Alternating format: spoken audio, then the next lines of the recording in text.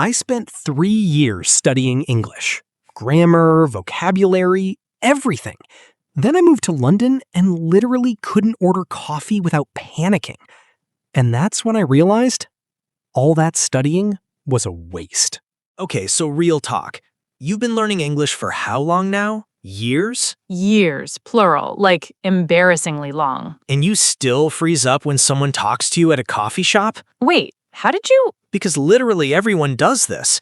And here's the crazy part. It's not actually your fault. What do you mean it's not my fault? I've been studying. That's exactly the problem. You've been studying. You haven't been speaking. Okay, that hit different. Think about it. Most people learning English, they do what? Textbooks, grammar rules, vocabulary lists, apps. They're doing everything except the one thing that actually matters. Which is? Actually having conversations with real people in real time, where you can't pause and think for 5 minutes. But wait, I've had conversations online with other learners, but With other learners, not native speakers, in natural situations.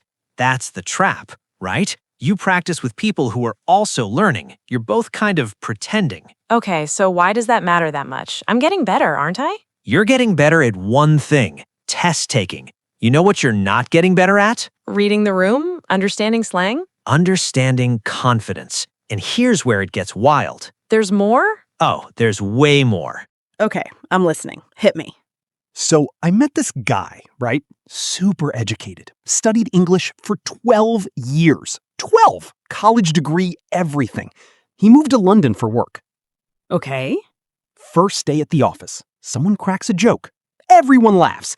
He laughs 3 seconds late. He doesn't get it. Oh, no. Week 2, a client asks him something. He knows the answer, but in that moment, complete freeze. His brain went somewhere else. He couldn't find the words. That's actually devastating. And that's the secret nobody tells you about language learning. Knowledge doesn't equal ability. You can know English. You can conjugate verbs in your sleep. But can you use it under pressure? That's different. So what changed for him? He stopped studying and started existing. Like actually existing in English. He joined a rugby club. Doesn't even like rugby. But he went anyway. Why? To talk. Wait, that's actually genius. Right? Because here's what happened. In that rugby club, nobody cared if he made mistakes. The conversation kept moving. He had to think on his feet. And suddenly, his brain rewired itself. How long did that take? 2 months before he felt normal. 3 months before it was natural. But here's the thing. Those 2 or 3 months, brutal, uncomfortable. He was embarrassed constantly. And most people quit before that happens. Exactly. They quit because they're waiting to be perfect before they participate. But that's backwards.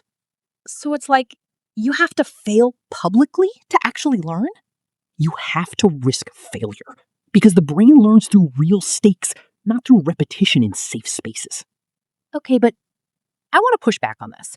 I have friends who studied hard and got really fluent. Grammar books, flashcards, the whole thing. So it's not only about speaking, right? No, you're right. It's not only speaking. But here's what those people did differently than the people stuck at the plateau. What? They studied with a purpose. They studied because they had a deadline, a job, a relationship, a reason that mattered. They weren't studying for someday. They were studying for next week. Oh, that's different. Massively different. Because that changes what your brain prioritizes. If you're learning for a test in 3 weeks, you learn differently than if you're learning for a test someday. So it's about urgency? Urgency plus reality. Let me give you another example. You know why kids learn languages faster than adults? Because their brains are plastic? Sure, that's part of it. But also, kids don't have a choice. They're in it. They're forced to communicate. They can't Google the word. They can't wait for their textbook. They have to try. They're in the deep end. Exactly. And yeah, it's uncomfortable. But that discomfort, that's where the learning actually happens. Not in comfort, not in your bedroom with an app. But adults can't just drop themselves into another country. No, but they can get creative.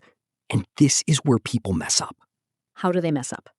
They practice with people who are nice to them, people who wait for them to finish, who simplify, who are basically babying them. Ouch. But here's the brutal truth. That's not how real conversations work. Real people don't wait. They don't simplify. They don't stop the conversation so you can catch up. They keep moving. And if you can't keep up, you miss things. So what's the solution? Like, practically? Find native speakers who won't baby you. Find people who will just talk to you like a normal human being. Where do you even find those people? Online communities, Discord servers, language exchange apps where you pair with actual natives, not other learners. The key is, these should be having real conversations, not teaching conversations. That's so specific. Because most of the stuff people use, it's gamified. It's designed to feel good. You get points, you complete lessons, your brain gets dopamine hits. But you're not learning a language. You're playing a game. Wait, but those apps help some people, right? They help people get past zero. Absolute beginners? Yeah, you need structure. You need basics. But once you're intermediate, once you've hit that plateau where you know stuff but can't use it, Those apps are worthless. those apps are actually harmful because they keep you in this loop of studying instead of doing. And your brain never has to fight, never has to adapt, never has to actually perform under pressure. So the people who actually make it, what do they have in common? They get uncomfortable. They say yes to conversations they're not ready for. They join clubs, go to events, find language partners who push them. They expose themselves. That sounds terrifying. It is, but here's what's weirder. You know what's more terrifying? What? Being stuck at the same level for 5 years.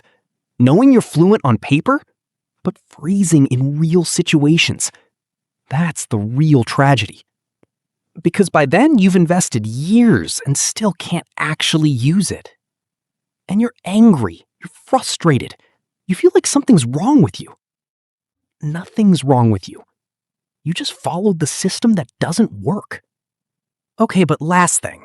What about people who genuinely don't have access? Like they can't afford to travel, they don't have a community, they're in a place where tech, the internet changed everything. You can find native speakers 24/7 now. You can join communities, you can get on video calls with real people tomorrow for free or cheap. So the barrier isn't access anymore. It's not access. It's courage.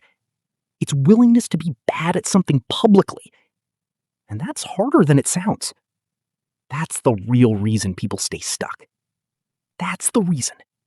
Not grammar, not vocabulary, not their age, not their country. It's them staying in their comfort zone. So basically, you're saying, stop studying, start talking? I'm saying study and talk. But if you had to pick one, talk. Always talk. That's brutal. It's honest. So here's the real question we want to ask you in the comments, and be honest about this. Yeah, seriously, no cap. What's actually stopping you? Is it the courage thing? Is it that you don't know where to find real conversations? Is it that you're scared of judgment? Because honestly, judgment is the illusion. Most native speakers are impressed when someone tries, even if you mess up. They're not judging you. They're encouraging you, but your brain thinks they're judging you. That's the real enemy. So drop a comment. Tell us what's actually holding you back. What's the real barrier for you? Is it fear? Is it strategy? Is it that you literally don't know how to find native speakers?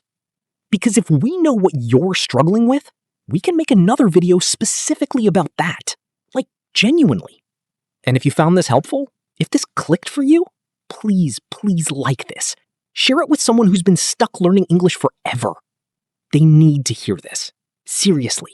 They've been wasting their time and they don't even know it. And subscribe if you haven't. We drop videos about this stuff all the time. Language learning, psychology of communication, Why people get stuck in life? Yeah, because this isn't just about English. This is about how humans actually learn anything. And most of us are doing it wrong. So subscribe, comment, and go have an awkward conversation in English this week. I dare you. Actually do it. Like tonight if you can. You'll be shocked at how much changes. Thanks for watching, everyone. See you next time.